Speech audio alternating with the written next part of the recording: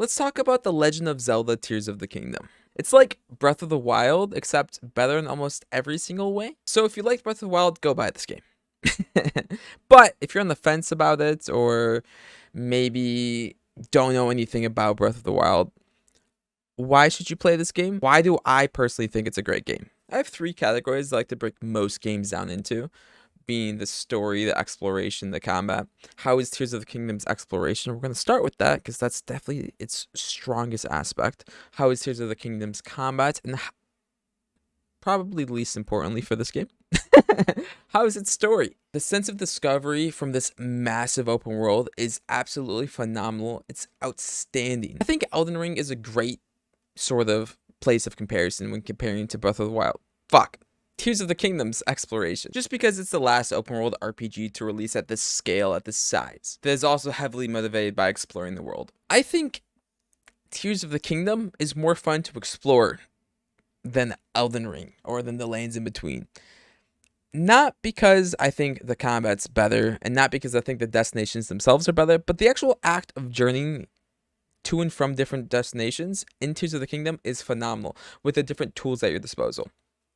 That doesn't mean that Tears of the Kingdom doesn't have great destinations. If you like puzzles and the freedom to do whatever the fuck you want to do, the destinations are pretty great. It is a lot like Breath of the Wild's exploration, partly due to it being in the same map as Breath of the Wild. Except now there's added verticality with an entire underground zone, which I think is pretty underwhelming. And an entire sky section of the game, which is pretty fun in itself. There are added abilities and tools at your disposal to make the exploration a lot more enjoyable, paired with stuff outside of the mini dungeons and shrines and stuff later on the world that you can explore with a complex cave structure, new quests to do around the map, and all of this other stuff that adds a lot more depth to the exploration, that makes it far more fulfilling, paired with interesting rewards later on the map. The abilities and how they encourage you to traverse the world in unique ways and solve puzzles with a numerous amount of solutions are fucking phenomenal. This game has the added ability of there's an ability called the Ultra Hand, which is like Minecraft. You're able to combine and create crazy structures and vehicles to explore the world, and that part alone, you could spend so much time in the sandbox open world with. It's great. You can build a you can build a crazy car if you wanted to. You can build literal aircrafts to soar over Hyrule if you'd like to, or you could just build crucifixes to crucify little creatures around the world if you really want to do that. It's that the world is your oyster, and you can ascend through different elevations, and you could like stand under a platform and ascend through it. And if there's a cliff that's hanging over on top of you, you can ascend through the entirety of the mountain to reach the top of the mountain at a relatively quick speed. Paired with being able to go to the Sky Islands that I alluded to earlier, and plunge down to different parts of the surface of the map.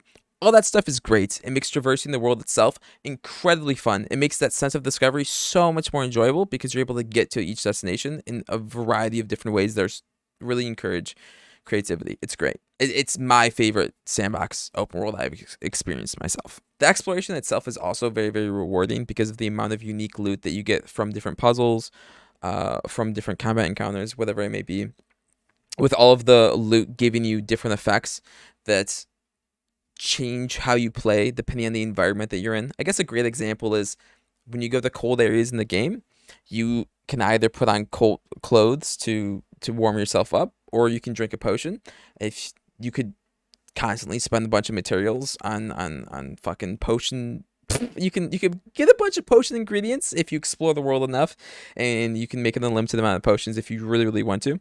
Or you can just like find clothes that are warm and swap to that gear set when you're in a cold environment. I was never in awe of how the game looked visually, and I think a lot of people have brought up the Switch being old hardware, but the game still ran well enough to have an enjoyable experience, albeit not perfect.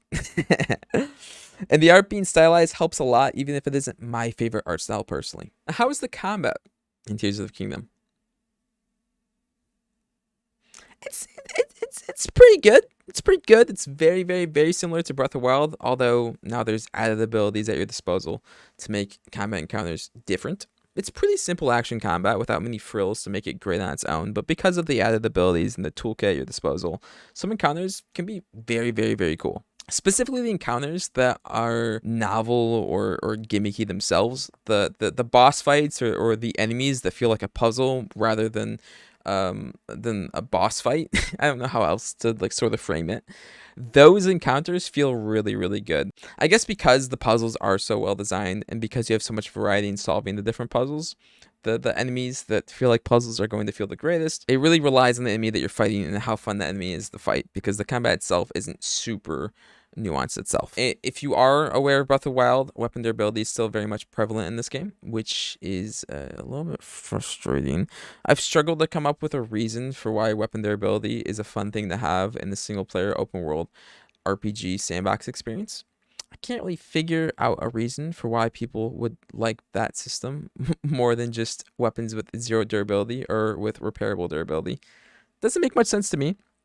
You are able to, thanks to your new toolkit and your new abilities at your disposal, fuse different monster parts and different items that you get from exploring the world and from fighting enemies to weapons to add durability to your weapons or to give your weapons more damage.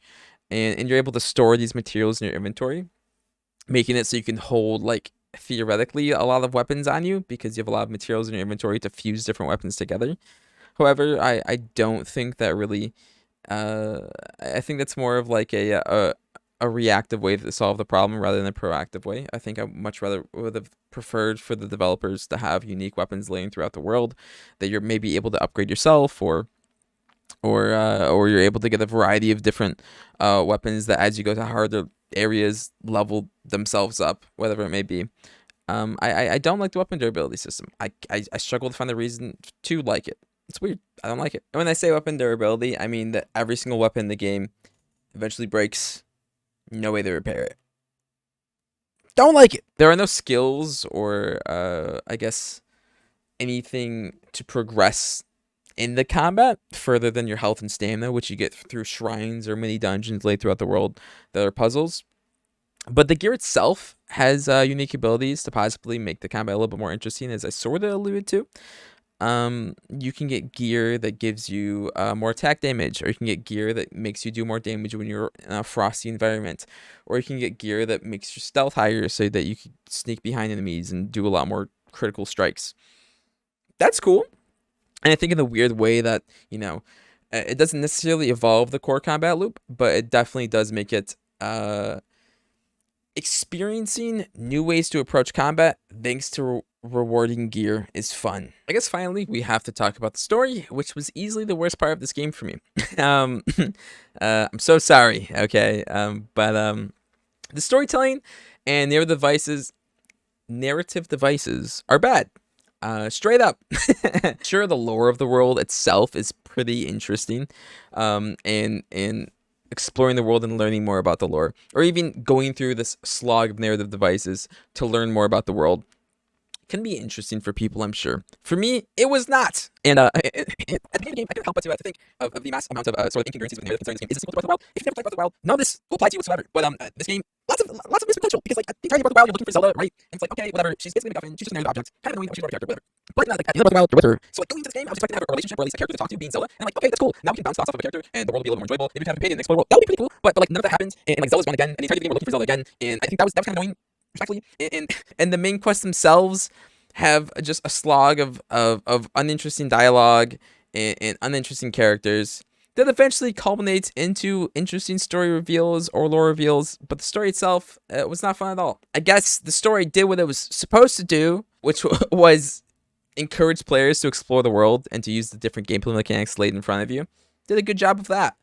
But the storytelling itself, yeah, no. However, I definitely do feel like a 40-year-old that's criticizing SpongeBob for not being like high manner art. Don't play this game for its story. However, like, the gameplay stuff is fucking outstanding and phenomenal. Story stuff is bad. And sadly, I care about story a good bit. And going through all that narrative stuff was a fucking drag that bothered me a lot. It'd be how it be, though. It'd be how it be. Okay, it'd be how it be. Game's great. I think in total, this game is fucking phenomenal. But it has a bad story. And because I'm somebody who values story a good bit, it brings down the game a bit for me. It makes it like a great game.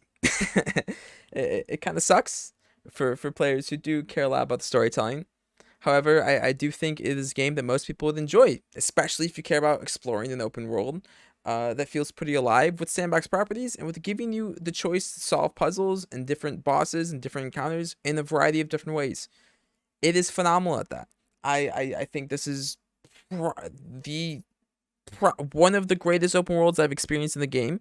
I think this is some of the most fun puzzles I've ever experienced in the game, and it really reignited that sense of discovery that I haven't felt since Elden Ring. Shout out Tears of the Kingdom.